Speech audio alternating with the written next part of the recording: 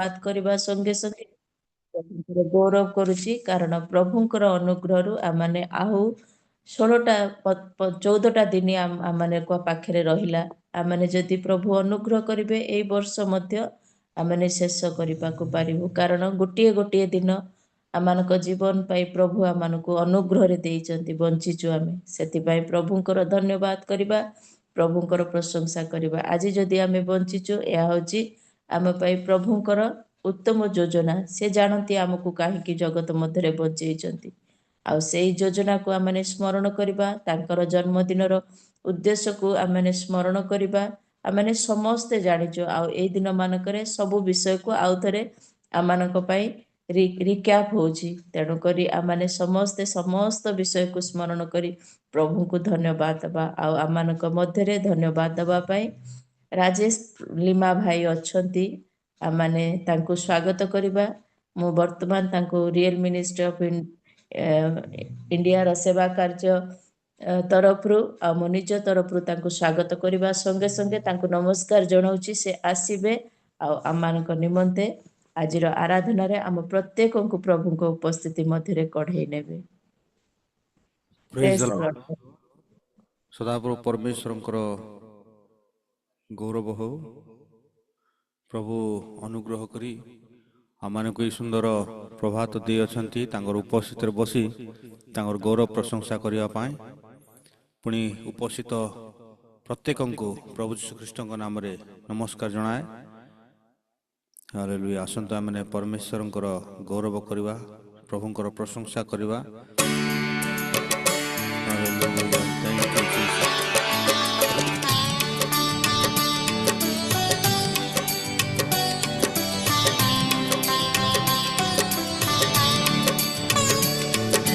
मुक्ति दिलाए यीशु नाम शांति दिलाए यीशु नाम मुक्ति दिलाए यीशु नाम शांति दिलाए यीशु नाम यीशु दया का बहता सागर यीशु दया का बहता सागर यीशु है दाता महान यीशु है दाता महान मुक्ति दिलाए यीशु नाम शांति दिलाए यीशु नाम मुक्ति दिलाए यीशु नाम शांति दिलाए यीशु नाम हालेलुया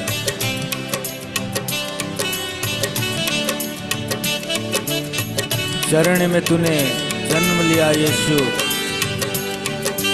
सूली पर किया विश्राम चरणी में तूने जन्म लिया यीशु चरणी में तूने जन्म लिया यीशु शूली पर किया विश्राम शूली पर किया विश्राम मुक्ति दिलाए यीशु नाम शांति दिलाए यीशु नाम मुक्ति दिलाए यीशु नाम शांति दिलाए यीशु नाम हालेलुया धन्यवाद करते हैं प्यारे प्रभु जी स्तुति करते हैं तारीफ करते हैं जय जयकार करते हैं आपका हालेलुया हम सबके पापों को मिटाने यीशु हुआ बलिदान वो स्वर्ग को छोड़कर इस धरती पर आए मेरे प्रिय हालेलुया हम सब के पापों को मिटाने हम सब के पापों को मिटाने यीशु हुआ बलिदान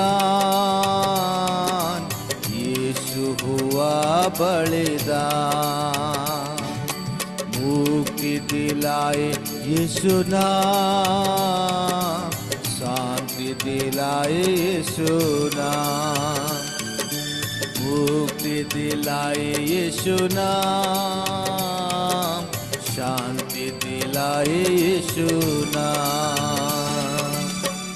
hallelujah. Thank you Lord, thank you Lord, thank you Lord Jesus. Thank you for your sacrifice. Hallelujah.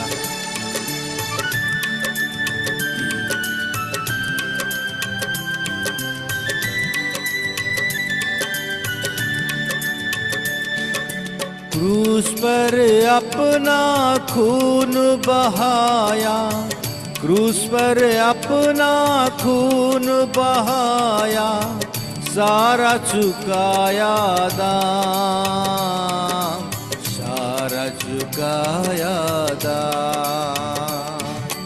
मुक्ति दिलाए यीशु नाम, शांति दिलाए यीशु नाम, मुक्ति दिलाए यीशु नाम, शांति दिलाए यीशु नाम।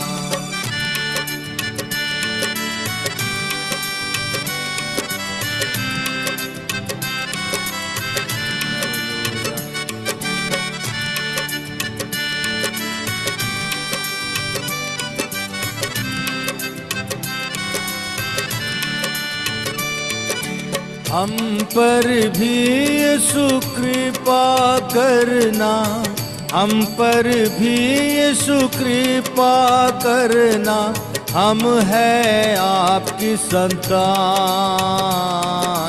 हम हैं आपकी संतान।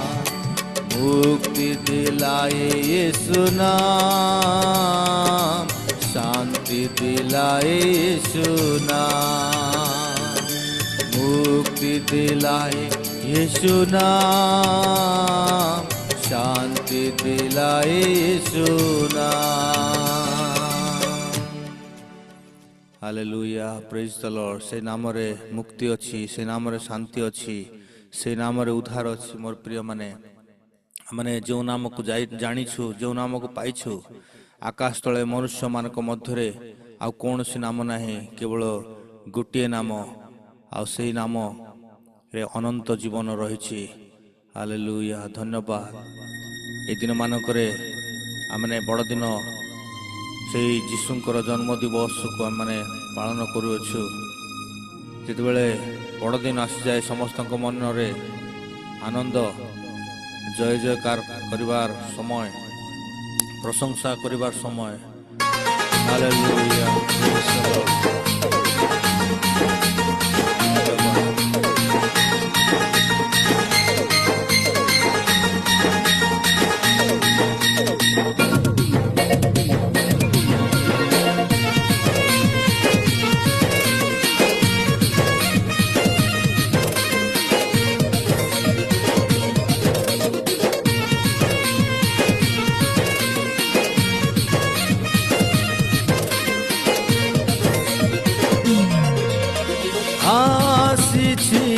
बड़ दिन जीशुंक जन्म दिन आसीछि, बड़ दिन जीशुंक जन्म दिन। आस आस सर्व प्राणी करी जीवा जय ध्वनि, आस आस सर्व प्राणी करी जीवा जय ध्वनि। गाई गाई तांको प्रशंसा गान, आसीछि बड़ दिन जीशुंक जन्म दिन, आसीछि बड़ दिन जीशुंक जन्म दिन।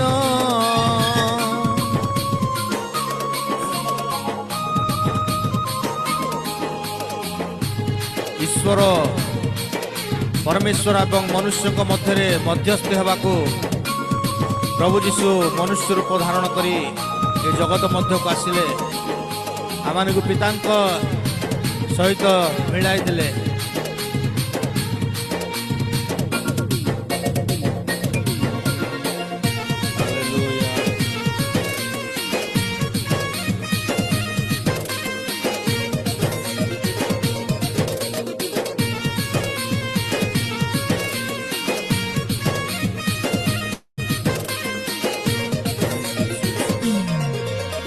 ईश्वर मनुष्य मध्यस्थ हेबाकू धारण करिले जीशु मानव रूपकू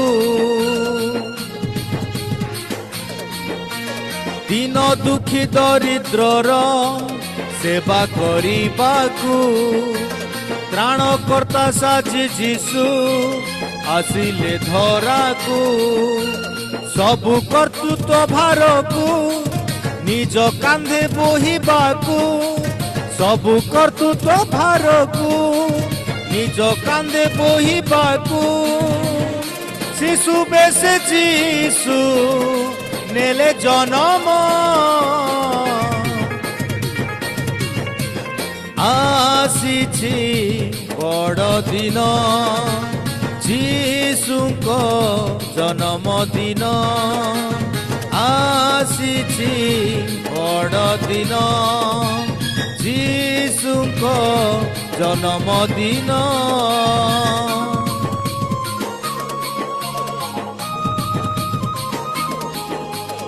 Praise the Lord. Hallelujah.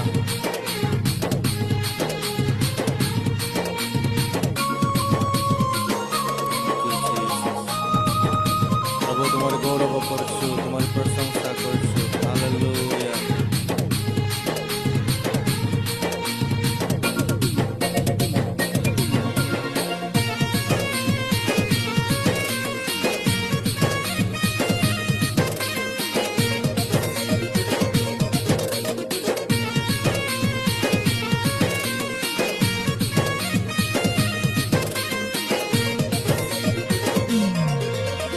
आसो साधु भक्त जन सम्मिलित हेबा ए शुभ दिने जीशुको पाद प्रणमिबा भक्ति भरे हृष्ट चिते जीशुଙ୍କୁ सेविबा ए जीवन मन प्राण तांकु अर्पिबा शांति राजा जीशु ख्रीष्ट फेड़ी देवे दुख कष्ट शांति राजा जीशु ख्रीष्ट फेड़ी देवे दुख कष्ट धन्य हे बसते आम जीवन आसीछि बड़ दिन जीशुको जन्मदिन आसीछि बड़ दिन जीशुको जन्मदिन हालेलुया प्रेज द लॉर्ड प्रभुଙ୍କର गौरव हो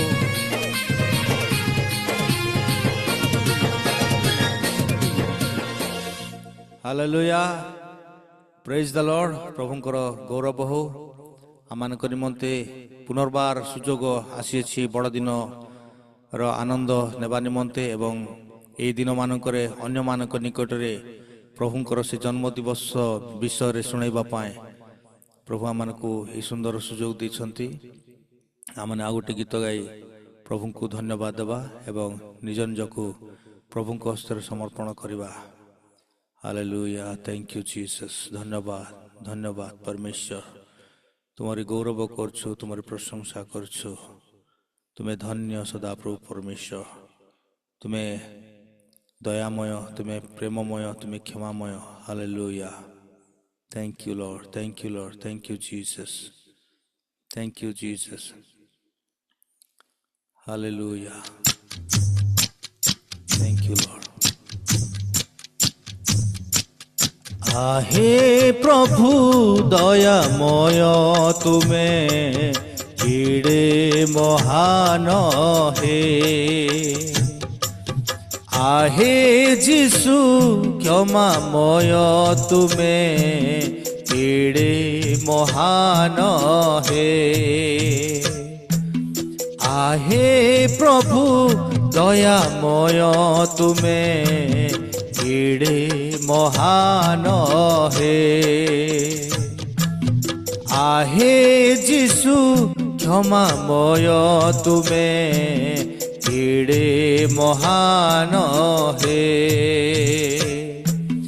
hallelujah hallelujah hallelujah hosanna hallelujah hallelujah hallelujah hosanna तुम्हें मंगलमय तुम्हें अनादि अनंत तुम्हें सर्वशक्तिमान तुम्हें नित्य जीवित तुम्हें मंगलमय तुम्हें अनादि अनंत तुम्हें सर्वशक्तिमान तुम्हें नित्य जीवित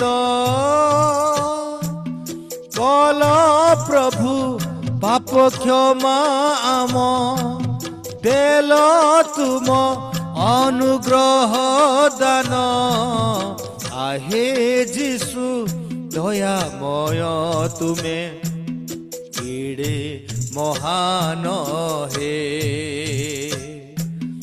आहे प्रभु क्षमामय तुम्हें केड़े महान हे hallelujah hallelujah hallelujah hosanna hallelujah hallelujah hallelujah hosanna आम निराश थिबा समय से को आशा भरिदेले मोर प्रिय माने जगत अंधकार थिबा समय प्रभु जीशु जगत मध्य को ओल्हाई आसिले मनुष्य रूप धारण करी तुम्हें निराश जीवने नव आशा भरी देल अशांति मनरे तुम्हें सांत्वना देल तुम्हें निराश जीवने नव आशा भरी देल अशांत मनरे तुम्हें सांत्वना देल अभाव आम करिल दूर रोगरु तुम्हें आरोग्य करिल आहे जीशु दयामय तुम्हें केड़े महान हे आहे प्रभु क्षमामय तुम्हें केड़े महान हे hallelujah hallelujah hallelujah hosanna hallelujah hallelujah hallelujah hosanna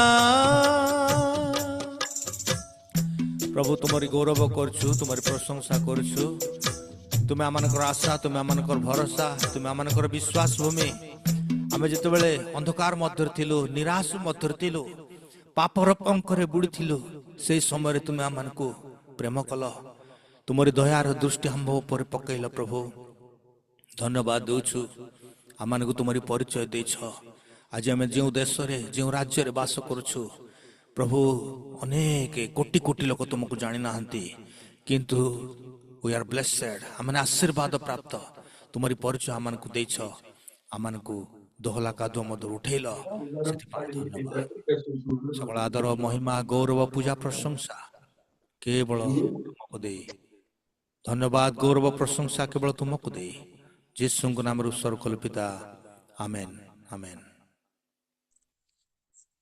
hallelujah प्रभु गौरव पांतु सुंदर आराधना निमंते ଆଉ ଯେମିତି ବାକ୍ୟରେ ଲେଖା ହେଇଛି ପ୍ରଭୁଙ୍କର ଜନ୍ମ ସମୟର କଥା ଆମେ ସମସ୍ତେ ଜାଣିଛୁ। ଯିଶା ଭାବବାଦୀ ଲେଖିଛନ୍ତି, ଆମ୍ଭମାନଙ୍କ ନିମନ୍ତେ ଏକ ବାଳକ ଜନ୍ମ ହୋଇଛନ୍ତି, ଆଉ ଆମ୍ଭମାନଙ୍କୁ ଏକ ପୁତ୍ର ଦତ୍ତ ହୋଇଅଛନ୍ତି, ତାହାଙ୍କ ସ୍କନ୍ଧରେ କର୍ତ୍ତୃତ୍ୱ ଭାର ଥୁଆଯିବ।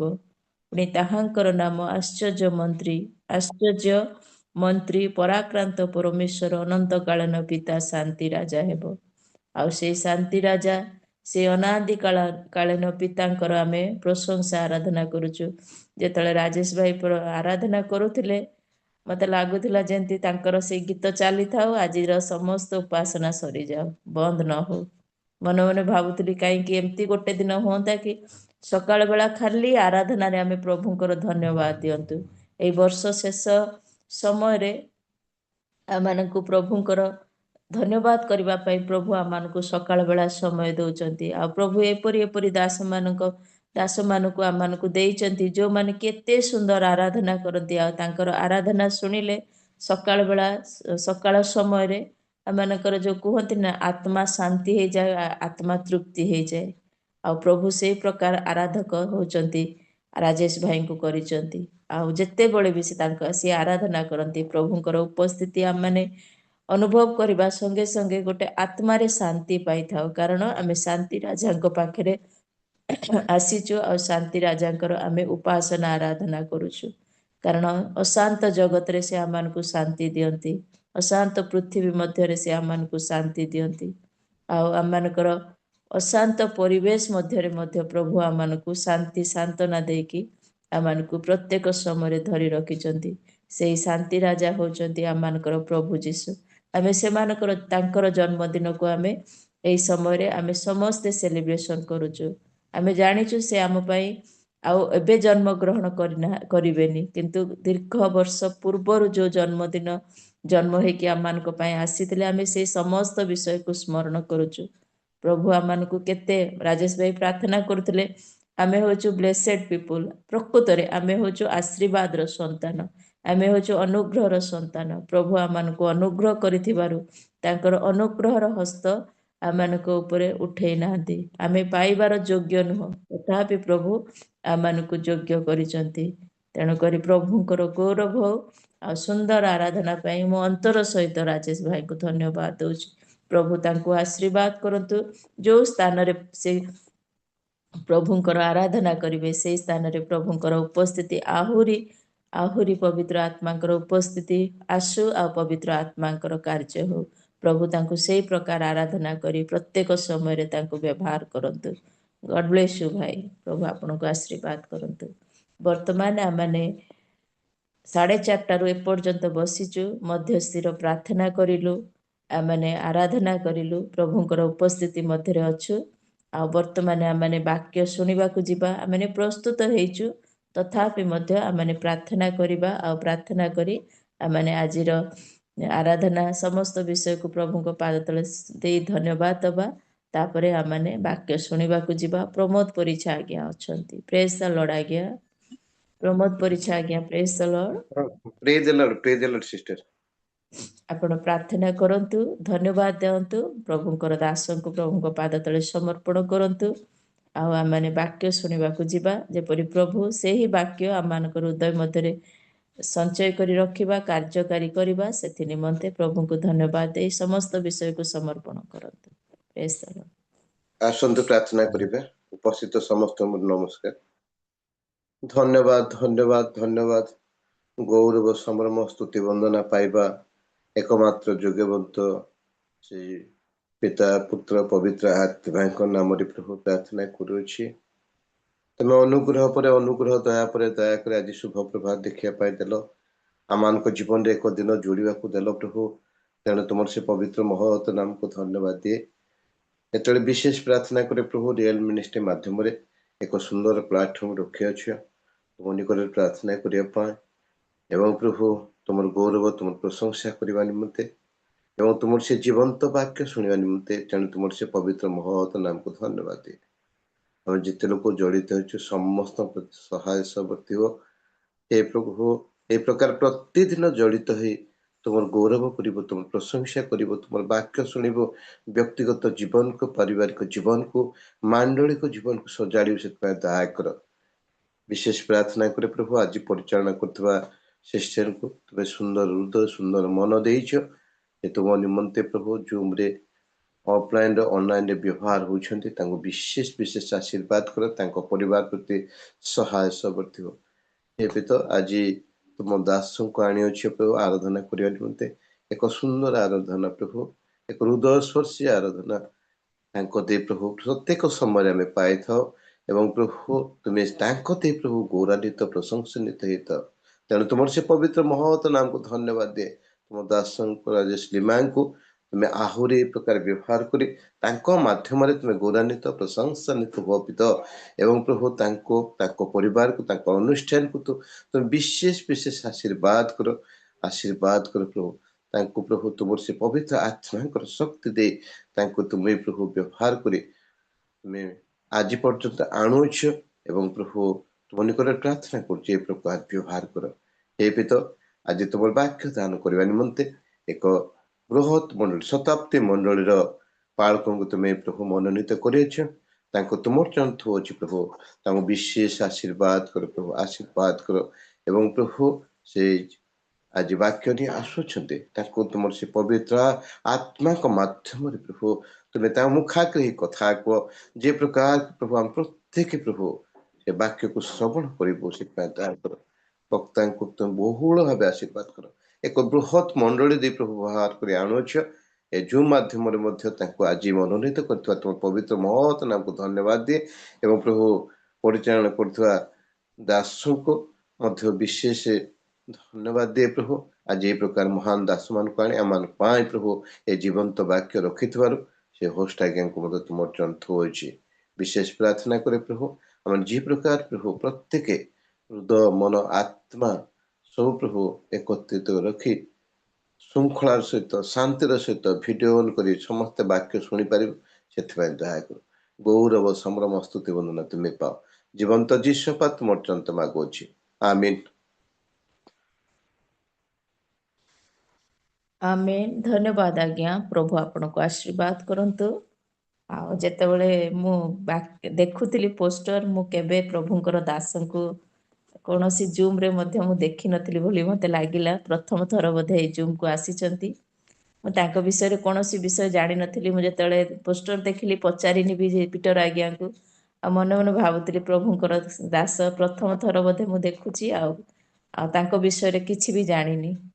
ଆଉ ଯେତେବେଳେ ପ୍ରମୋଦ ଆଜ୍ଞା ପ୍ରାର୍ଥନା କରୁଥିଲେ ସେ ଗୋଟେ କଥା କହୁଥିଲେ, ଦୁଇଥର ରିପିଟ୍ କରିଛନ୍ତି, ବୃହତ ମଣ୍ଡଳୀର ଆଜି ପ୍ରଭୁଙ୍କର ଦାସ ଆସିଛନ୍ତି। ଆଉ ସେଇ ନିଶ୍ଚିନ୍ତ ଭାବରେ ମୁଁ ବିଶ୍ୱାସ କରେ। ମୁଁ ଖାଲି ଏତିକି ଭାବୁଥିଲି ମୁଁ କହିବି ଯେ ମୁଁ ତାଙ୍କୁ ଜାଣିନି, କିନ୍ତୁ ମୁଁ ଗୋଟିଏ ବିଷୟ ଜାଣିଛି, ସେ ହେଉଛନ୍ତି ପ୍ରଭୁଙ୍କର ଦାସ। ଆଉ ପ୍ରଭୁ ତାଙ୍କୁ ଆଜି ଆମମାନଙ୍କ ପାଇଁ ମନୋନୀତ କରିଛନ୍ତି। ଆଉ ଯେତେବେଳେ ଶୁଣିଲି ସେ ଗୋଟେ ବହୁତ ବଡ଼ ମଣ୍ଡଳୀର ଦାସ ବୋଲି ଆହୁରି ଖୁସି ହେଲି। ଯାହା ହଉ ପ୍ରଭୁ ସେହିପରି ଦାସମାନଙ୍କୁ ଆମମାନଙ୍କୁ ଯୋଗାଉଛନ୍ତି, କାରଣ ତାଙ୍କମାନଙ୍କ ଦେଇ ହିଁ ଆମମାନଙ୍କର ଜୀବନ କିଛି ନା କିଛି ଆମେ ଶିଖିଥାଉ। ଆଉ ଆମମାନଙ୍କର ଜୀବନକୁ ଆମେ କ'ଣ କରିଥାଉ, ଜଗତ ଠାରୁ ପୃଥକ କରିବା ପାଇଁ ଚେଷ୍ଟା କରିଥାଉ। ଆଉ ସେହିପରି ଦାସମାନଙ୍କୁ ପ୍ରଭୁ ଆମମାନଙ୍କ ଜୀବନରେ ଦେଇଛନ୍ତି। ହୁଏତ ଆମମାନେ କିଏ କାହାକୁ ଚିହ୍ନିନୁ, କିଏ କାହା ସହିତ ରକ୍ତ ସମ୍ପର୍କ ନୁହଁ, କିନ୍ତୁ ପ୍ରଭୁଙ୍କର ରକ୍ତରେ ଆଉ ଈଶ୍ୱରଙ୍କର ଯେମିତି କୁହନ୍ତି ଗୋଟେ ରସିରେ ବାନ୍ଧିଲା ପରି ପ୍ରଭୁ ଆମମାନଙ୍କୁ ସେମିତି ଗୋଟେ ରସିରେ ଖ୍ରୀଷ୍ଟୀୟ ମଣ୍ଡଳୀ କରିକି ରଖିଛନ୍ତି। ହୁଏତ ତାଙ୍କ ମଣ୍ଡଳୀର ଆମେ ସଦସ୍ୟ ନୁହଁ, କିନ୍ତୁ ସିଏ ହେଉଛନ୍ତି ଈଶ୍ୱରଙ୍କର ମଣ୍ଡଳୀର ଜଣେ ରାଜଦୂତ, ଆଉ ଆମେ ହେଉଛୁ ସେଇ ଈଶ୍ୱରଙ୍କର ମଣ୍ଡଳୀର ଜଣେ ଜଣେ ସଦସ୍ୟ। ସେହିପରି ଦାସଙ୍କୁ ଆଜି ଆମେ ପାଇଛୁ। ଆଉ ଯେମିତି ବାକ୍ୟରେ ଲେଖା ହେଇଛି, ସିଏ ତାଙ୍କର ବାକ୍ୟ ଦ୍ୱାରା ଆମେ ସତେଜ ହେଇଥାଉ, ତାଙ୍କର ବିଧି ଆମେ ଜାଣିକିନା ପାଳନ କରିବା ପାଇଁ ଆମେ ଶିଖିଥାଉ। ଆମେ କ୍ଷୁଦ୍ର ଆଉ ତୁଚ୍ଛୀକୃତ ହେଲେ ମଧ୍ୟ ପ୍ରଭୁଙ୍କର ବ୍ୟବସ୍ଥା ଯେପରି ଆମମାନେ ପାସରିବା ନାହିଁ, ସେଥିପାଇଁ ପ୍ରଭୁ ତାଙ୍କର ଦାସମାନଙ୍କୁ ଦେଇ ଆମମାନଙ୍କୁ ଅନୁଯୋଗ କରିଥାନ୍ତି, ଶାସନ କରନ୍ତି, ଶିକ୍ଷିତ କରିଥାନ୍ତି। ଆଉ ଧାର୍ମିକ ହେବା ନିମନ୍ତେ ଧାର୍ମିକତାର ପଥରେ କଢ଼େଇବା ନିମନ୍ତେ ସେ ଆମମାନଙ୍କୁ କ'ଣ କରନ୍ତି, ଅନୁଯୋଗ କରିଥାନ୍ତି। ଆଉ ସେହିପରି ଦାସମାନଙ୍କୁ ଆମେ ପାଇଛୁ। ଆଜି ମଧ୍ୟ ଆମେ ସେହିପରି ଗୋଟେ ପ୍ରଭୁଙ୍କର ଅଭିଷିକ୍ତ ମନୋନୀତ ଆଉ ବିଶ୍ୱସ୍ତ ଦାସଙ୍କୁ ପାଇଛୁ।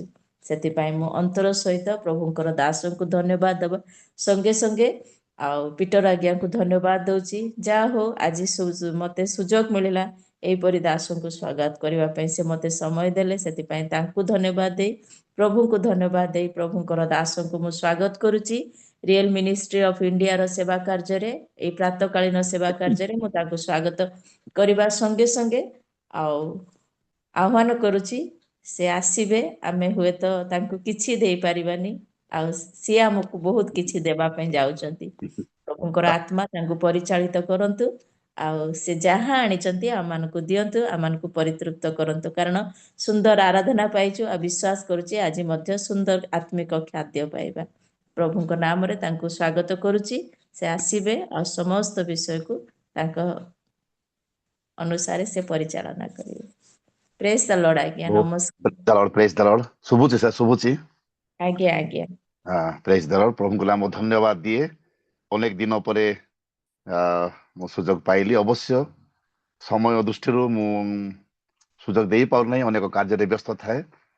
ଆଉ ଆମ କର ସାର୍ ଆଜି ଗତକାଲି ଜଣାଇଛନ୍ତି ଆଜି ଆସନ୍ତୁ ସାର୍, ଆଜି ଧନ୍ୟବାଦ ଦିଏ। ଆଉ ଆପଣଙ୍କୁ ମଧ୍ୟ ମୁଁ ଧନ୍ୟବାଦ ଦିଏ, ସୁନ୍ଦର ପରିଚାଳନା କରୁଛନ୍ତି।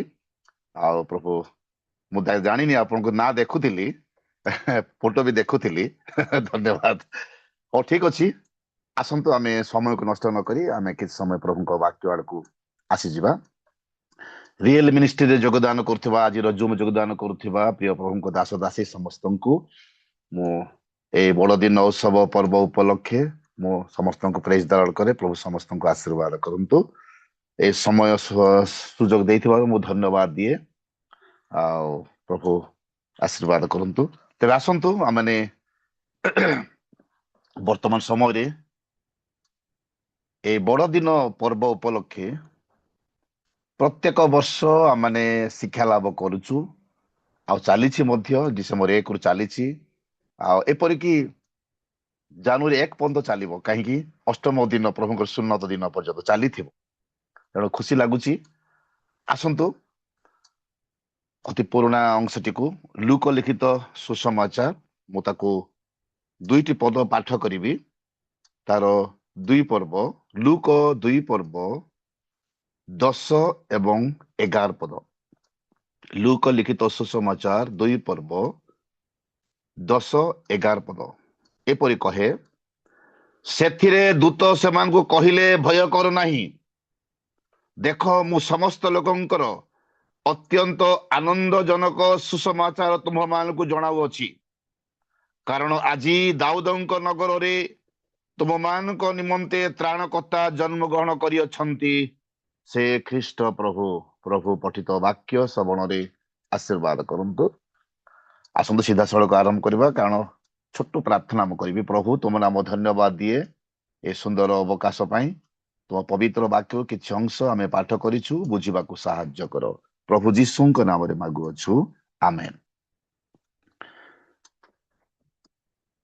এই ଅଂଶଟିକୁ ପ୍ରତ୍ୟେକ ସମୟରେ ଆମେ ପାଠ କରୁଛୁ ବା ଶିକ୍ଷା ବି ଲାଭ କରୁଛୁ। ବହୁତ ଖୁସି ଲାଗୁଛି এই ଅଂଶଟିକୁ এই ପ୍ରାତଃ କାଳରେ ଅଧ୍ୟୟନ କରିବା, ଆଲୋଚନା କରିବା। ଆମେ ଭଲ ଭାବରେ ଜାଣୁ ଏ ବଡ଼ଦିନ ଉତ୍ସବରେ କେତୋଟି ଶିରୋନାମା ନିଆଯାଏ। ବଡ଼ଦିନ, ଏକ୍ସମାସ, ଖ୍ରୀଷ୍ଟମାସ, ଖ୍ରୀଷ୍ଟ ଜୟନ୍ତୀ, ଏ ସମସ୍ତ, ପୁଣି ମେରି ଖ୍ରୀଷ୍ଟମାସ। ଦେଖନ୍ତୁ, ଏପରି ଅନେକ ଆପଣ ହେଡଲାଇନ ରେ ନେଇପାରିବେ, ଥିମ ରେ ନେଇପାରିବେ, ନେଇପାରୁଛୁ ମଧ୍ୟ ଆମେ।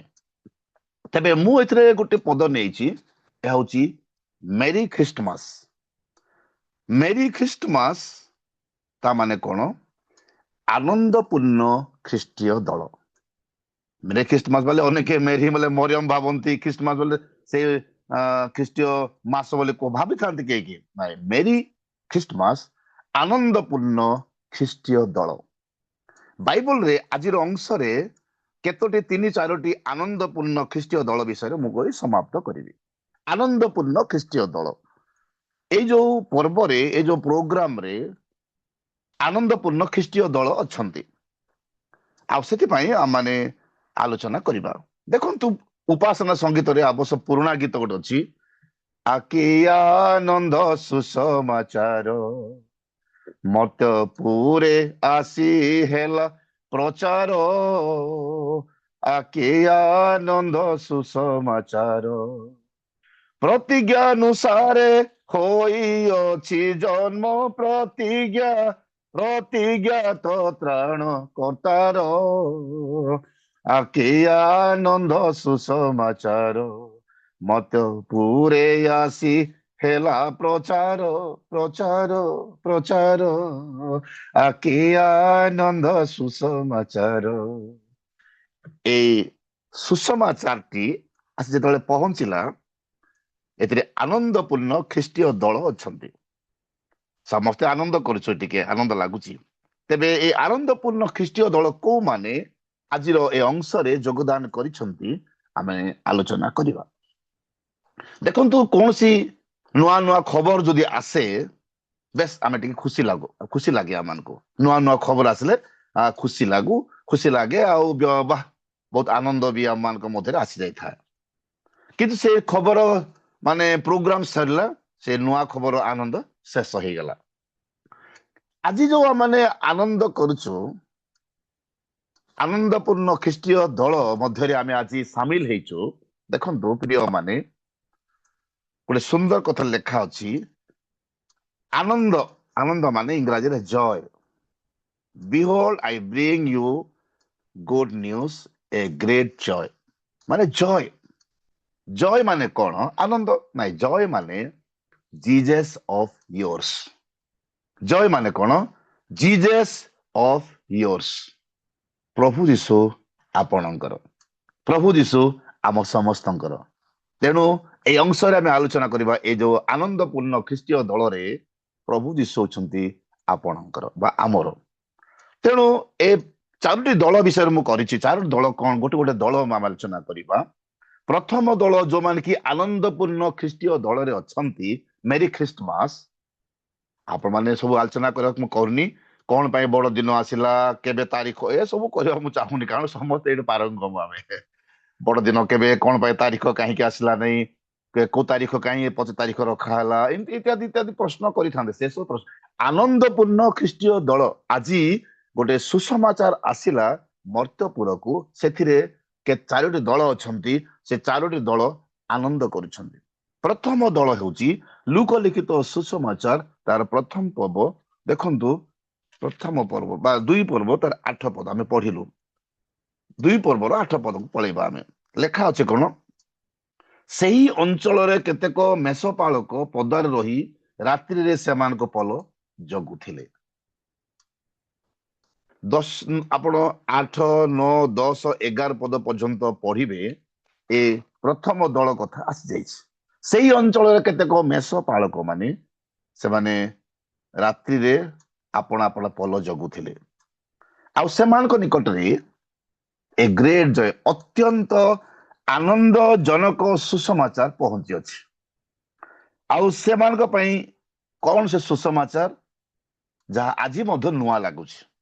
ପ୍ରଥମେ ମୁଁ କହିଲି, ପ୍ରଥମରେ ଯେତେକ ନୂଆ ନୂଆ ଖବର ଆମେ ପାଉଛୁ, କୌଣସି ମାନେ ଆପଣ ଟେଲିଭିଜନରେ, କୌଣସି ଚ୍ୟାନେଲରେ ବା କୌଣସି ଖବର କାଗଜରେ ଆମେ ପାଉଛୁ, ଲୋକଙ୍କ ସମ୍ବାଦରେ ପାଉଛୁ, ବହୁତ ନୂଆ ଲାଗେ।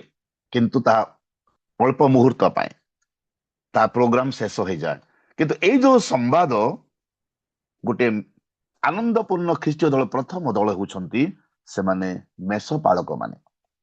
ମେଷପାଳକ ମାନେ ନିରୀହ, ସେମାନେ ନିରୀହ ଆଉ ବିଶ୍ୱସ୍ତ ଥିଲେ। ସେଇ ଲୋକମାନଙ୍କ ନିକଟରେ ଆଉ ଏ ସୁସମାଚାର ସମ୍ବାଦ ଆସି ପହଞ୍ଚିଲା। କଣ ସମ୍ବାଦ ଲେଖା ଅଛି 11 ପଦରେ?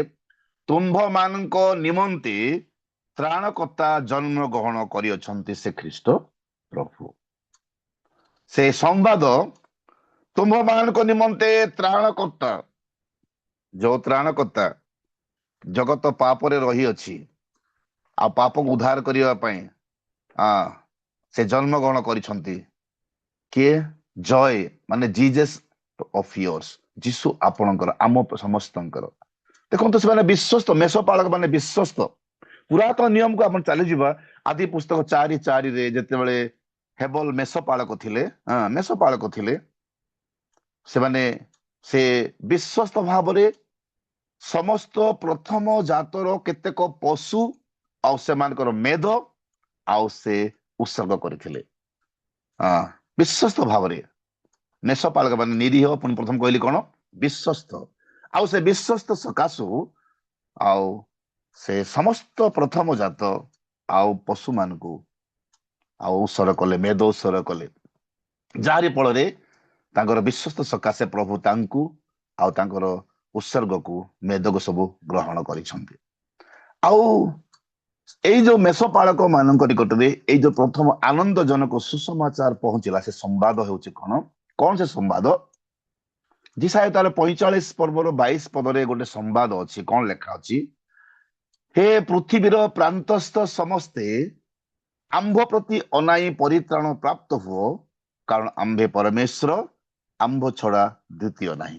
हे संवाद केमती हे पृथ्वी रे बास करुथिबा देखंतु से मेषपालक आरंभ करी प्रथम ख्रीष्टीय दल आनंदपूर्ण ख्रीष्टीय दल आरंभ करागला आउ से समस्त ए संवाद आसिला जे आंभ प्रति अनाई परित्राण प्राप्त हो कारण आंभे परमेश्वर आंभ छड़ा द्वितीय नहीं।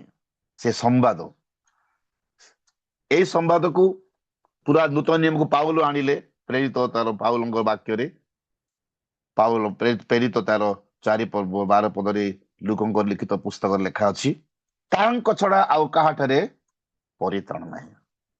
तांक छड़ा काहाठारे परित्राण नहीं कारण जहा द्वारा मान को परित्राण पाइबा को हेबो आकाश तले ए जो आकाश तले मनुष्य मान को मध्य कौन नाम दिया जाए नहीं। देखो परित्राण ए संवाद प्रथम रे आनंदपूर्ण ख्रीष्टीय दल जो माने कि निरीह जो माने कि विश्वस्त जो माने कि राति रे से मेषपल जगुथिले से मान को निकट रे ए संवाद आउ दूतंक निकट आसी पहुंची गला जारी फल रे ए आनंदटी कौन त्राणकर्ता जन्म ग्रहण करिसंते से ख्रीष्ट प्रभु।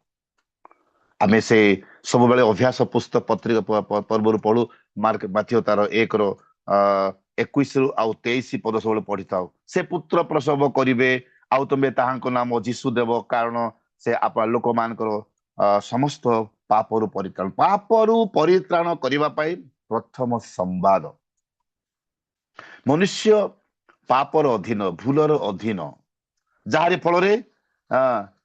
फल रे समस्ते पापरे पूर्णता रहिथिबा बेले परमेश्वर चाहंती समस्त आनंदपूर्ण ख्रीष्टीय दल प्रथम पहुंचला सुसमाचार पहुंचला ना हे पृथ्वी रे बास करुथिबा समस्त गोष्ठी समस्त भाषावादी प्रिय माने आज ए सुजोग पाइलु ए जूम ठाल गोटे सुजोग पाइलु आमे जे समस्ते पृथ्वी रो प्रांत रे बास करुथिबा आम माँ से परिचालना कहते मो पाखे जाने देखिनी से पोस्टर देखिली मात्र आज शुणा पारिली माने ए जूम रे आमे देखा पारिलु शुणा पारिलु साक्षात करने को पारिलु आपण जो स्थान रे मु तो जानी आपण को आ को स्थान रे आपण रही कहउछन ताहा मधु मु जानिनी किंतु आज देखा पड़िला ए जूम द्वारा पृथ्वी प्रांतस्थ समस्ते देखो ए गोटे सुंदर अवकाश आमे पाइलु आंब छड़ आंब को अनेबा पाई प्रभु कहले प्रथम प्रथम कहली जीजस जय जीजस ऑफ योर्स प्रथम जे जे माने कौन से परित्राण जीजस पापर उद्धार करने पाई आउ जीजस प्रभु जीशु ख्रीष्ट ताको नाम दिया गला हमको स्पष्ट करने को हम से स्पष्ट 23 पद लेखा होची माथ्यू 1 रो 23 पद लेखा होची आउ लोके ताहांको नाम कौन देले इमानुएल आउरी स्पष्ट हासी गला कौन अर्थात आंभ मान सहित ईश्वर जीजस ऑफ योर्स आंभ मान सहित ईश्वर आउरी स्पष्ट आमे पाइगलु लोक मान ताहांको नाम देबे बोली प्रभु से वाक्य देले ए होची प्रथम दल होउचंती आनंदपूर्ण मोटे शीघ्र शीघ्र जीवे टाइम टिके आगे जाइए आनंदपूर्ण ख्रीष्टीय दल मेषपालक माने आउ से माने पदार रही रात्रि नुआ विषय नहीं किंतु से मान पई सुसमाचार आसिला आ से मान आरंभ हैला पृथ्वी प्रांतस्थ समस्ते आंब प्रति अनाई परित्राण प्राप्त हुआ कारण ताहांको छड़ा परित्राण नहीं पृथ्वी आकाश तले का नाम दिया जे नहीं से होचंती एकमात्र परमेश्वर अटंती आउ ताहांको नाम जीशु जीजस आउ जे कि आज धरा पृष्ठ रे अवतरण करी आमान को पापरु उद्धार करबा परमेश्वर अटंती। द्वितीय दल हेउचंती ଦେଖନ୍ତୁ ଗୋଟେ ଦ୍ୱିତୀୟ ଦଳକୁ ପଳେଇବା, ଟାଇମ ନାହିଁ। ଆନନ୍ଦପୂର୍ଣ୍ଣ ଖ୍ରୀଷ୍ଟୀୟ ଦଳ ଯେତେବେଳେ ଏଇ ସମ୍ବାଦ 4th BC 4 BC ଯେତେବେଳେ ଦୀର୍ଘ ଦୀର୍ଘ ବର୍ଷ ଦୀର୍ଘ ସମୟ ପୂର୍ବ ଦେଶର ପଣ୍ଡିତ ମାନେ ଏମାନେ ମେଷପାଳକ ମାନେ ଦୂତଙ୍କ ଠାରୁ ସମ୍ବାଦ ପାଇଲେ।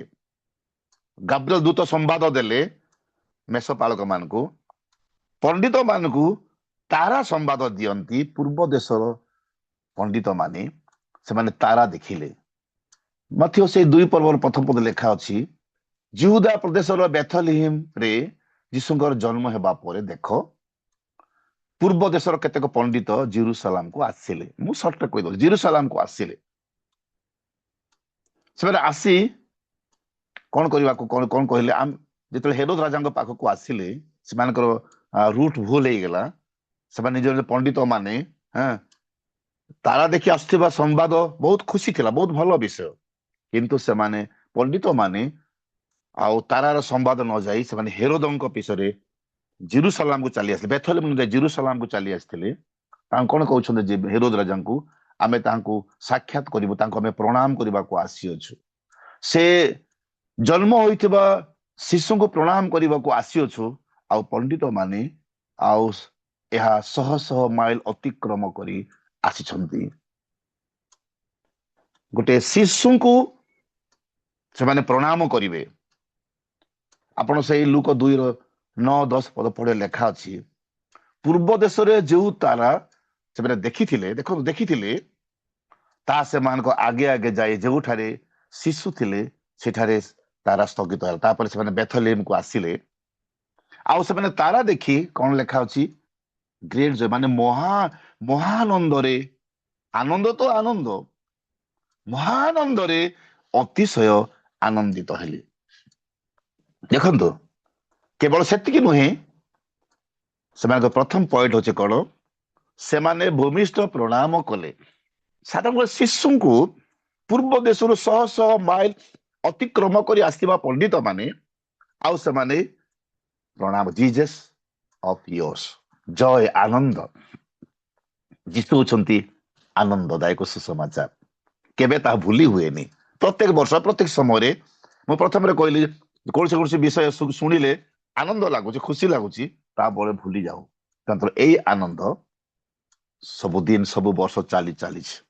ଆଉ ପୂର୍ବ ଦେଶର ପଣ୍ଡିତ ମାନେ ଆସିଲେ, ପ୍ରଥମ ଆସିଲେ, ସେମାନେ ଭୂମିଷ୍ଠ ପ୍ରଣାମ କଲେ।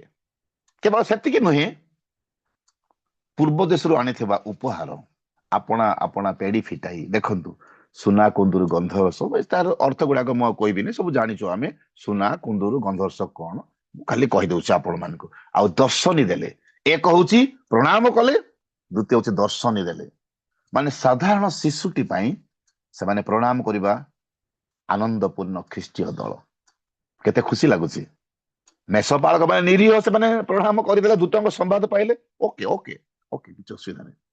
ପୂର୍ବ ଦେଶର ପଣ୍ଡିତ ମାନେ ତାରା ଦେଖି ସେମାନେ ଗଣନା କରି ଆସୁ ଆସୁ ଆଉ ସେମାନେ ଗୋଟେ ଶିଶୁଟିର ସନ୍ଧାନ ପାଇଲେ, ପ୍ରଣାମ କଲେ ଆଉ ଉପହାର ଦେଲେ। ଦେଖନ୍ତୁ, ଆଉ ଦେଖିବା ସମୟ ଦୃଷ୍ଟିରୁ ତୃତୀୟ ଆନନ୍ଦପୂର୍ଣ୍ଣ ଖ୍ରୀଷ୍ଟୀୟ ଦଳ। ଆଉ ଗୋଟେ ଦଳ ଅଛନ୍ତି, କେମିତି ଆନନ୍ଦପୂର୍ଣ୍ଣ, ଛଳନାରେ ଆନନ୍ଦପୂର୍ଣ୍ଣ। এই ସମ୍ବାଦ ପାଇବା ପରେ, ପଣ୍ଡିତ ଠାରୁ ସମ୍ବାଦ ପାଇବା ପରେ ହେରୋଦ ରାଜା, ଦେଖନ୍ତୁ ସେ ପ୍ରଧାନ ଯାଜକ ଶାସ୍ତ୍ରୀ ମାନଙ୍କ ଦ୍ଵାରା ସବୁ ଦେଖିଲେ, ଶାସ୍ତ୍ର ଦେଖିଲେ କଣ ଲେଖା ଅଛି, କଣ ଲେଖା ଅଛି। ଶାସ୍ତ୍ରୀ ମାନେ କହିଦେଲେ, ଆପଣ ଯଦି ଚାଲିଯିବା ପୁରାତନ ନିୟମରେ ମିଖା ତାର 5:2 ପଦରେ ଆମେ ଚାଲିଯିବା, ଲେଖା ଅଛି 2 ପଦରେ, ଆଉ ଗୋ ଜିହୁଦାଙ୍କ ପ୍ରଦେଶର ବେଥଲେହେମ, ତୁ ଜିହୁଦାର ପ୍ରଧାନ ନଗର ସମୂହ ମଧ୍ୟରେ କୌଣସି ପ୍ରକାର କ୍ଷୁଦ୍ରତମ ନହୁ, କାରଣ ଯେ ଆମ୍ଭର ଇସ୍ରାଏଲ ଲୋକଙ୍କୁ ପ୍ରତିପାଳନ କରିବେ, ଏପରି ଜଣେ ଶାସନକର୍ତ୍ତା ତୋ ଠାରୁ ଉତ୍ପନ୍ନ ହେବେ। ଲେଖା ଅଛି ଧର୍ମଶାସ୍ତ୍ରରେ, ପୁରାତନ ଲେଖା ଅଛି। ଯାହାରି ଫଳରେ ଶାସ୍ତ୍ରୀ ମାନେ, ଯାଜକ ମାନେ ରାଜା ହେରୋଦଙ୍କୁ ସମ୍ବାଦ ଦେଲା ପରେ ସେ ଛଳନାରେ ଆନନ୍ଦ କଲେ। କଣ କହିଲେ, ଯେତେବେଳେ ସେ ଜାଣିପାରିଲେ ଆଉ ସେ କିଛି କଟକଣା ନାହିଁ, ନିହାତି ଜଣେ ଶିଶୁ ଜନ୍ମଗ୍ରହଣ କରିଛନ୍ତି, ରାଜା ମାନଙ୍କ ରାଜା, ଜିହୁଦୀ ମାନଙ୍କ ରାଜା, ହେରୋଦ ରାଜା କଣ କଲେ, ଗୋପନରେ ଲେଖା ଅଛି ପଣ୍ଡିତ ମାନଙ୍କୁ ଡାକିଲେ। ଆସ ମୋ ପାଖକୁ ଆସ। କଣ କହୁଛନ୍ତି? ଆପଣ ମାନେ ଯାଇ ସେଇ ଶିଶୁଙ୍କ ସମ୍ବନ୍ଧରେ ସ୍ପଷ୍ଟ ରୂପେ ଅନୁସନ୍ଧାନ କରି ଆମକୁ ସମ୍ବାଦ ଦିଅନ୍ତୁ, ଆମ୍ଭେ ମଧ୍ୟ ଯାଇ ତାହାଙ୍କୁ ପ୍ରଣାମ କରିବା। ମେଷପାଳକ ମାନେ ଆନନ୍ଦପୂର୍ଣ୍ଣ ଖ୍ରୀଷ୍ଟ ଦଳରେ ସେମାନେ ପ୍ରଣାମ କଲେ। ଦୂର ଦେଶରୁ ପଣ୍ଡିତ ମାନେ ଆସିଲେ, ସେମାନେ ସାନ ଶିଶୁଙ୍କୁ ଦେଖି ସେମାନେ ପ୍ରଣାମ କଲେ। ଛଳନାରେ ଆନନ୍ଦପୂର୍ଣ୍ଣ ଖ୍ରୀଷ୍ଟୀୟ ଦଳ ହଉଛନ୍ତି ହେରୋଦ। ସେ ମଧ୍ୟ କୁହନ୍ତି ଆମ୍ଭେ ଯାଇ ତାହାଙ୍କୁ ପ୍ରଣାମ କରିବା। ପ୍ରିୟ ମାନେ, ଏହା ହଉଛି ତୃତୀୟ ଆନନ୍ଦପୂର୍ଣ୍ଣ ଖ୍ରୀଷ୍ଟୀୟ ଦଳ ଛଳନାର ସହିତ। ମୁଁ ଏ ପରେ କହିବି ଆପଣଙ୍କୁ। ତାପରେ ଚତୁର୍ଥ ଦଳ ହେଉଛି ବଡ଼ଦିନ। ଆଜିର ବଡ଼ଦିନ କହେ, ଆଜିର ବଡ଼ଦିନ କହେ ଯେତେବେଳେ ଯୋହନ 1:14 ଆମେ ପଢୁଛୁ, ହଁ, ସେଇ ବାକ୍ୟ ଦେହବନ୍ତ ହେଲେ, ପୁଣି ଅନୁଗ୍ରହ ଓ ସତ୍ୟରେ ପରିପୂର୍ଣ୍ଣ ହେଲେ, ଆମ୍ଭମାନଙ୍କ ସହ ବାସ କଲେ। ଜିଜସ୍ ଅଫ୍ ୟର୍ସ। ଆଜି ମଣ୍ଡଳୀ ପାଇଁ ଚତୁର୍ଥ ଦଳ ହେଉଛନ୍ତି ଆନନ୍ଦପୂର୍ଣ୍ଣ ଖ୍ରୀଷ୍ଟୀୟ ଦଳ। ମେରି ଖ୍ରୀଷ୍ଟମାସ। ଆନନ୍ଦପୂର୍ଣ୍ଣ ଖ୍ରୀଷ୍ଟୀୟ ଦଳ ହଉଛନ୍ତି ଚତୁର୍ଥ ଦଳ ମଣ୍ଡଳୀ, ବିଶ୍ୱାସୀ ପଲ। ସେଥିପାଇଁ ଆଜି ରାତ୍ରି ଏ ପ୍ରଭାତ ସମୟରେ ଥଣ୍ଡା ପାଗରେ ଆପଣ ମାନେ ଆମେ ସବୁ ବସିଛୁ ତାଙ୍କ ପାଦ ତଳେ। ସେଇ ବାକ୍ୟ ଦେହବନ୍ତ ହୋଇଅଛି। କଣ ପାଇଁ ଦେହବନ୍ତ ହୋଇଅଛି? ମାନେ ମନୁଷ୍ୟ ପାପ କରି, ରୋମୀ ତାର 3:23-24 ପଢ଼ିଲେ ଲେଖା ଅଛି, ସମସ୍ତେ ତ ପାପ କରିଅଛନ୍ତି, ପୁଣି ଈଶ୍ୱରଙ୍କ ଗୌରବ ରହିତ ହୋଇଅଛନ୍ତି। ଏଥିପାଇଁ ତାଙ୍କୁ ଜନ୍ମ ଲାଭ କରିବାକୁ ପଡିଲା। ଆପଣ ଆଉ ମୁଁ, ଆମେ ସବୁ ଆନନ୍ଦପୂର୍ଣ୍ଣ ଖ୍ରୀଷ୍ଟ ଦଳ ଚତୁର୍ଥ ଦଳ। ଏ ଚତୁର୍ଥ ଦଳ, ଏ ଚତୁର୍ଥ ଦଳ ହଉଛି କଣ? ପାପରେ ରହିଥିବା ଦଳ। କିନ୍ତୁ ସେଥି ସକାଶୁ ସମସ୍ତେ ତ ପାପ କରିଅଛନ୍ତି, ଈଶ୍ୱର ଗୌରବ ଉଣା ପଡିଅଛନ୍ତି। ମାତ୍ର 4 ଆପଣ 23-24 ଆମେ ପାଠ କଲେ ଜାଣିବାକୁ ପାରୁଛୁ କଣ ଲେଖା ଅଛି। ପୁଣି ସେମାନେ ବିନା ମୂଲ୍ୟରେ ତାହାଙ୍କ ଅନୁଗ୍ରହରେ ଖ୍ରୀଷ୍ଟ ଯୀଶୁଙ୍କ ଠାରେ ଯେଉଁ ମୁକ୍ତି ଅଛି, ତଦ୍ୱାରା ଧାର୍ମିକ ଗଣିତ ହୁଅନ୍ତି। ଖ୍ରୀଷ୍ଟ ଯୀଶୁଙ୍କ ଠାରେ ଯେଉଁ ମୁକ୍ତି ଅଛି, ଯେଉଁ ଅନୁଗ୍ରହ ଅଛି, ଅନୁଗ୍ରହ ଆଉ ସତ୍ୟରେ ସେ ପରିପୂର୍ଣ୍ଣ ହେଲେ, ଦେହବନ୍ତ ହେଲେ। ଆଉ ସେ ଦେହବନ୍ତ ହେବା ବିନା ମୂଲ୍ୟରେ ଯୋଉ ଅନୁଗ୍ରହର ଯୋଉ ମୁକ୍ତି ଅଛି, ସେଇ ମୁକ୍ତି ଦ୍ୱାରା ଆଜି ଆମମାନଙ୍କୁ ଧାର୍ମିକ ଗଣିତ ହେବାକୁ ପଡିଛି। ପ୍ରେଜ୍ ଦ ଲର୍ଡ। ପ୍ରଭୁ ସମସ୍ତଙ୍କୁ ଚତୁର୍ଥ ଦଳରେ ଅଂଶଗ୍ରହଣ କରିବା ପାଇଁ ପ୍ରଭୁ ସାହାଯ୍ୟ କରନ୍ତୁ। ମେଷପାଳକ ମାନେ ଚାଲିଗଲେ, ପଣ୍ଡିତ ମାନେ ବି ଚାଲିଗଲେ, ହେରୋଦ ରାଜା ବି ଛଳନାରେ ସେ ଆନନ୍ଦପୂର୍ଣ୍ଣ ଛଳନାରେ ସେ ପ୍ରଣାମ କରିବା ଚାଲିଗଲେ। କିନ୍ତୁ ଆଜିର ମଣ୍ଡଳୀ, ଆଜିର ବଡ଼ଦିନ, ଏ ଉତ୍ସବରେ ଆମେ ଜାଣିବା ଦରକାର ମଣ୍ଡଳୀ ପାଇଁ ଏଇ ବାର୍ତ୍ତା ଆସୁଛି। ମଣ୍ଡଳୀ ପାଇଁ ଏଇ ବାର୍ତ୍ତା ଗଲାତିଆ 6:7 ଲେଖା ଅଛି, ଭ୍ରାନ୍ତ ନ ହୁଅ, କାରଣ ଈଶ୍ୱର ବିଦ୍ରୂପର ପାତ୍ର ନୁହନ୍ତି। ଭ୍ରାନ୍ତ ନୁହଁ। ଆମେ ପ୍ରଭୁକୁ ଭଣ୍ଡେଇ ପାରିବା ନାହିଁ। ପ୍ରଭୁଙ୍କୁ ଆମେ ଭଣ୍ଡେଇ ପାରିବା ନାହିଁ। ଭ୍ରାନ୍ତ ନ ହୁଅ, ଈଶ୍ୱର ବିଦ୍ରୂପର ପାତ୍ର ନୁହନ୍ତି। କାରଣ ମନୁଷ୍ୟ ଯାହା ବୁଣେ ତାହା ହିଁ କାଟିବ। ବଡ଼ଦିନ, ଏ ବଡ଼ଦିନ ଉତ୍ସବରେ ଚତୁର୍ଥ ଦଳ ହଉଛି ମଣ୍ଡଳୀ, ବିଶ୍ୱାସୀ ମଣ୍ଡଳୀ। ଏଣୁ ଆଜି ଆମମାନଙ୍କୁ ପ୍ରଭୁ କିପରି ଭାବରେ ଗୌରବ ଦେବାକୁ ପଡିବ ଏବଂ କିପରି ପ୍ରଶଂସା ଗୌରବ କରିବାକୁ ହବ। ହେଲେ କଣ କରିବା? ଗୀତ 96:8 ଆମେ ପଢିଲେ ତାର 3ଟା ପଏଣ୍ଟ ମିଳେ। 3ଟା ପଏଣ୍ଟ ଗୀତ 96 ତା 6-8 କଣ କଣ? ସଦାପ୍ରଭୁଙ୍କ ନାମର ଯଥୋଚିତ ଗୌରବ କୀର୍ତ୍ତନ କରିବା। 1, ସଦାପ୍ରଭୁଙ୍କ ନାମର ଯଥୋଚିତ ଗୌରବ ପ୍ରଦାନ କରିବା। କେମିତି ଗୌରବ କରିବା? ଗୀତ 1ରେ ଆମେ ସବୁବେଳେ ପଢିଥାଉ ମୁଖସ୍ଥ ପଦଟି। ଆପଣ 1-6, 5-6 ପଦ ପଢିଲା ବେଳେ, ମୁଖସ୍ଥରେ କଲା ବେଳେ ବହୁତ ଖୁସି ଲାଗେ। 2 ପଦ ପଢିଲା ବେଳେ ମାତ୍ର ସଦାପ୍ରଭୁଙ୍କ ବ୍ୟବସ୍ଥାରେ ଯାହାର ଆମୋଦ ଥାଏ ଓ ଯଦି ବା ତ ତାଙ୍କର ବ୍ୟବସ୍ଥା ଧ୍ୟାନ କରେ, ସେ ଧନ୍ୟ। ବ୍ୟବସ୍ଥା, ତାଙ୍କ ନାମର ଗୌରବ କୀର୍ତ୍ତନ କରିବା। ଚତୁର୍ଥ ଦଳ ପ୍ରତିଦିନ ଯେତେବେଳେ ଆମେ ଉଠୁଛୁ, ବସୁଛୁ, ଯାତ୍ରା କରୁଛୁ, ବାଇବଲ ହଉଛି ଆମର ସାଥୀ। ଆମେ ଯଥୋଚିତ ଗୌରବ ପ୍ରଦାନ କରିବା। ଯଥୋଚିତ, ଯଥାର୍ଥ ଭାବରେ ପ୍ରଭୁଙ୍କ ନାମର ପ୍ରଶଂସା ଗୌରବ କରି ଚାଲିଥିବା। ଦିବାରାତ୍ର କଣ ଲେଖା ଅଛି? 2 ହଉଛି ନୈବେଦ୍ୟ ଆଣ। ପ୍ରଥମେ ସମ୍ମାନ ଦେବା ପ୍ରଭୁଙ୍କୁ, ପ୍ରଥମ ସ୍ଥାନ ଦେବା। 2 ହଉଛି ନୈବେଦ୍ୟ ଆଣ। ନୈବେଦ୍ୟ କଣ? ମଲାଖି ପୁସ୍ତକରେ ବନେଇବା ବିଷୟରେ ଭଲ ଭଲ ଲେଖା ଅଛି। ଆପଣ 1-13 ସବୁ ପଢି ପଢି ଚାଲିଲା ବେଳେ ଲେଖା ଅଛି। ତ ମାନେ ବଳତ୍କାରରେ ଧରି ଆଉ ଲେଙ୍ଗେଡା ରୋଗୀ ପଶୁ ମାନଙ୍କୁ ତୁମେ ଆଜି ଦାନ କରୁଛ। ଦେଖନ୍ତୁ, ମାତ୍ର ଈଶ୍ୱର ଏମିତି ଲେଙ୍ଗେଡା ଲୋକଙ୍କୁ ଦେଇନାହାନ୍ତି। ଈଶ୍ୱର ଜଗତକୁ ଏଡେ ପ୍ରେମ କଲେ ଯେ ସେ ଆପଣ ଏକମାତ୍ର ପୁତ୍ରଙ୍କୁ ଦାନ କଲେ। ସେ ଏମିତି ଚିରା ନୋଟ, ଏମିତି ଅସଜଡା ବିଷୟ ଗୁଡାକ ଦେଇନାହାନ୍ତି। ଏକମାତ୍ର ପୁତ୍ରକୁ ଦାନ କଲେ, ଯୋଉ ପୁତ୍ର କି ତାହାଙ୍କ ଛଡା ପରିତ୍ରାଣ ନାହିଁ। ସେ ପରିତ୍ରାଣ ଆସିଲା ତାଙ୍କ ସେ ପୁତ୍ରଙ୍କ ଦ୍ଵାରା। ପ୍ରିୟ ମଣ୍ଡଳୀର ଏଇ ଜୁମରେ ଯୋଗଦାନ କରିଥିବା ପ୍ରଭୁଙ୍କ ଲୋକମାନେ, ନୈବେଦ୍ୟ ଆଣ। ଆମେ ନୈବେଦ୍ୟ, ପ୍ରଭୁ ଆମମାନଙ୍କ ପାଇଁ ନୈବେଦ୍ୟ ଉତ୍ସର୍ଗ କରିଛନ୍ତି। ମେଷ ପାଳକ ସେ ମେଷ ସଦୃଶ ଦେଖିଥିପାଇଁ ପୂର୍ବରୁ ଭାବବାଣୀ ସବୁ ରହିଥିଲା। ଏଇ ଦେଖ ଈଶ୍ୱରଙ୍କ ବେଶ ଶାବକ, ଯେ ଜଗତର ପାପ ଭାର ବହି ନେଇ ଯାଆନ୍ତି। କୃଷରେ ସେ ନୈବେଦ୍ୟ ଥୋଇଲେ କୃଷ ପର୍ଯ୍ୟନ୍ତ, କୃଷ୍ୟ ମୃତ୍ୟୁ ଏଥିପାଇଁ ଫିଲିପି ମଣ୍ଡଳୀକୁ ପାଉଲ ଲେଖୁଛନ୍ତି। ଆମେ 2 ପର୍ବ 5 ପଦରୁ 8 ପଦ ପର୍ଯ୍ୟନ୍ତ ପଢା ଲେଖା ଅଛି। କଣ ଲେଖା ଅଛି? 4-5ଟା ଲେଖା ଅଛି। ଖ୍ରୀଷ୍ଟ ଯୀଶୁଙ୍କର ଯେପରି ମନ ଥିଲା, ତୁମମାନଙ୍କ ସେପରି ମନ ହେଉ। ସେ ଈଶ୍ୱର ହେଲେ ହେ ଦାସ ରୂପ ଧାରଣ କଲେ। ଦେଖନ୍ତୁ, କୃଷ୍ୟ ମୃତ୍ୟୁ ପର୍ଯ୍ୟନ୍ତ ସେ ଆପଣ ଅବନତ କଲେ। କେତେ ସୁନ୍ଦର ବିଷୟ ଲେଖା ଅଛି। ପ୍ରିୟ ପ୍ରଭୁଙ୍କ ଲୋକମାନେ, ନୈବେଦ୍ୟ ଆଣ। ଆମେ ନୈବେଦ୍ୟ ଥୋଇବା ପ୍ରଭୁଙ୍କ ଠାରେ। ପ୍ରଭୁ ନିଜେ ତାଙ୍କର ସେ ଥୋଇଛନ୍ତି କୃଷ୍ୟ ମୃତ୍ୟୁ ପର୍ଯ୍ୟନ୍ତ। ଏଥିପାଇଁ ମୁଁ ସବୁବେଳେ ଗୋଟେ କଥା କହିଥାଏ, ଲୁକ 9:23 କଣ ଲେଖା ଅଛି? ଯେ କି ତାଙ୍କର ଅନୁଗାମୀ ହେବାକୁ ଚାହେଁ, ଇଚ୍ଛା କରେ, ସେମିତି ଆସିଲେ ହବନି। ଇଚ୍ଛା କରେ, ସେ ପ୍ରଥମରେ କଣ କହିବା ଅଛି? ହୁ ଏମ୍ ଆଇ, ମୁଁ କିଏ? ପ୍ରଥମରେ ଆପଣାକୁ ସ୍ୱୀକାର କରୁ। ଦ୍ୱିତୀୟ ହଉଛି ଆପଣା କୃଷ ଘେନି ମୋର ଅନୁଗମନ କରୁ। ସେ କୃଷ ଜୟ ଜିଜସ୍ ହଉଛି ଆପଣଙ୍କର ଆଉ ଆମ ସମସ୍ତଙ୍କର।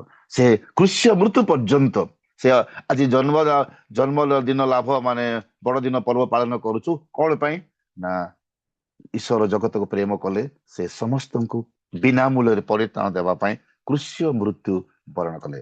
ଆଜି ଆମମାନଙ୍କୁ ସେଇ ସୁଯୋଗ ଦିଆଯାଉଛି ଯେ ଆମେ ଆପଣା କୃଷ ବହନ କରି ଚାଲିବା। ତୃତୀୟ ବିଷୟ ଲେଖା ହଉଛି ସେ 96-8 ତାହାଙ୍କ ପ୍ରାଙ୍ଗଣକୁ ଆସ। ଏକ ହଉଛି ଯଥୋଚିତ ପ୍ରଭୁ ସମ୍ମାନ ଦେବା, ଦ୍ୱିତୀୟ ହଉଛି ନୈବେଦ୍ୟ ଆଣିବା, ତୃତୀୟ ହଉଛି ତାଙ୍କ ପ୍ରାଙ୍ଗଣକୁ ଆସିବା। ତାଙ୍କ ପ୍ରାଙ୍ଗଣକୁ, କାରଣ ତାଙ୍କ ପ୍ରାଙ୍ଗଣ ଯୋଉମାନେ ଆସନ୍ତି, ଆମେ ପ୍ରକାଶ 11 ସେମାନଙ୍କୁ ମପାଯିବ। ଗୋଠ ଭିତରେ ଯୋଉମାନେ ବାସ କର, ଯୋଉ ଜଣ ସର୍ବ ପରିଶ୍ରମ ଆବୃତ ସ୍ଥାନରେ ବାସ କରେ, ସେ ସର୍ବଶକ୍ତି ମାନଙ୍କ ଛାୟା ତଳେ ବସତି କରିବ। ବସତି କରିବ, ବ୍ୟାଧର ଫାନ୍ଦ ସର୍ବନାଶକ ମହାମରୁ ଧାର ପାଇବ। ଗୋଠ ଭିତରେ ତାଙ୍କ ପ୍ରାଙ୍ଗଣକୁ ଯୋଉମାନେ ଆସନ୍ତି, ତାଙ୍କ ପ୍ରାଙ୍ଗଣକୁ ଅନେକ ଆସିବା ସୁଯୋଗ ନାହିଁ। ଯାହାରି ଫଳରେ ଦୀର୍ଘ ବର୍ଷ ଧାର୍ମିକ ନୋହ ସୁସମାଚାର ପ୍ରଚାର କଲେ, ସମସ୍ତେ ଆସ ପ୍ରଭୁଙ୍କ ଦିନ ଜଳ ପ୍ଲାବନ ହେବ, ସମସ୍ତେ ଜାହାଜରେ ପ୍ରବେଶ କର, ଚାଲି ଆସ, କେହି ଶୁଣି ନାହାନ୍ତି। ଆଜି ସେ ଗୋଟେ ଗୀତ ଅଛି, କେହି ଶୁଣୁ ନ ଶୁଣୁ ମୋ ଗୀତ। ମୁଁ ଖାଲି କହିଦେବି, କେହି ଶୁଣୁ ନ ଶୁଣୁ ମୋ କଥା, ମୋ ବାକ୍ୟ ମୁଁ କହିଯିବି, ମୁଁ କହୁଥିବି, ମୁଁ ଗାଉଥିବି, ଗାଇଯିବି।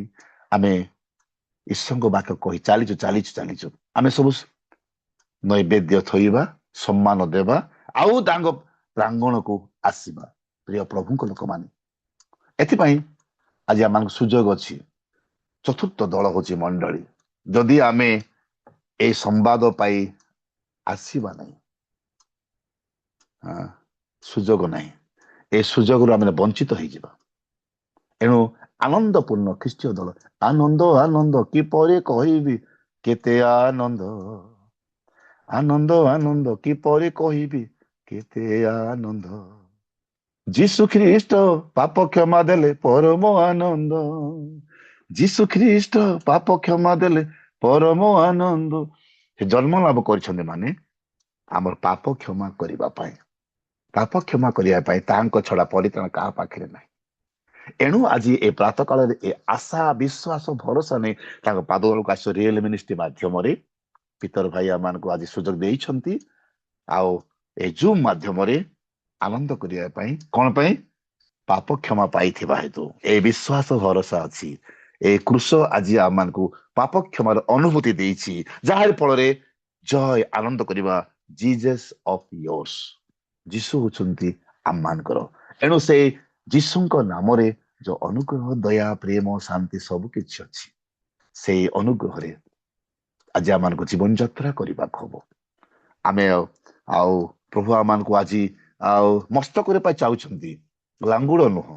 ସେଥିପାଇଁ ପ୍ରିୟ ପ୍ରଭୁଙ୍କ ଲୋକମାନେ, ଜୁମ୍ରେ ମଣ୍ଡଳୀ, ରିଏଲ ମିନିଷ୍ଟ୍ରିର ମଣ୍ଡଳୀ, ପ୍ରିୟ ପ୍ରଭୁଙ୍କ ଦାସ ଦାସୀଗଣ, ଆସନ୍ତୁ ଏ ଦିନ ମାନଙ୍କରେ ଆମମାନେ ଏଇ ଆନନ୍ଦପୂର୍ଣ୍ଣ ଖ୍ରୀଷ୍ଟୀୟ ଦଳ, ମେରି ଖ୍ରୀଷ୍ଟୀୟ ମାନେ କଣ?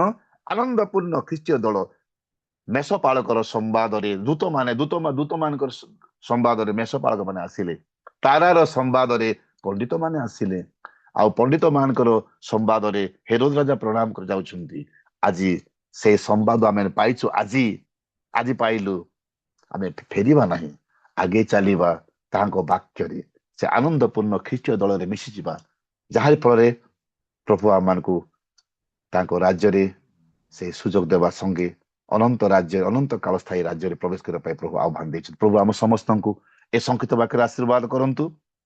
ଆଉ ଆନନ୍ଦପୂର୍ଣ୍ଣ ଖ୍ରୀଷ୍ଟୀୟ ଦଳ, ମେରି ଖ୍ରୀଷ୍ଟମାସ, ଏଇ ଦଳରେ ସାମିଲ ହେବା ପାଇଁ ପ୍ରଭୁ ସାହାଯ୍ୟ କରନ୍ତୁ। ଆଉ ପ୍ରଭୁ ଗୌରବାନ୍ୱିତ ହୁଅନ୍ତୁ। ଆମେନ୍। ଧନ୍ୟବାଦ ସିଷ୍ଟର, ଆଉ ଧନ୍ୟବାଦ ଦିଏ ସମସ୍ତଙ୍କୁ। ନମସ୍କାର। ହାଲେଲୁୟା। ପ୍ରଭୁ ଗୌରବ ପାଆନ୍ତୁ ସୁନ୍ଦର ବାକ୍ୟ ପାଇଁ। ଆସନ୍ତୁ ଆମେ ପ୍ରଭୁଙ୍କର ଗୌରବ କରିବା ସଙ୍ଗେ ସଙ୍ଗେ ପ୍ରଭୁଙ୍କୁ ଦାସଙ୍କୁ ଧନ୍ୟବାଦ ଦେବା।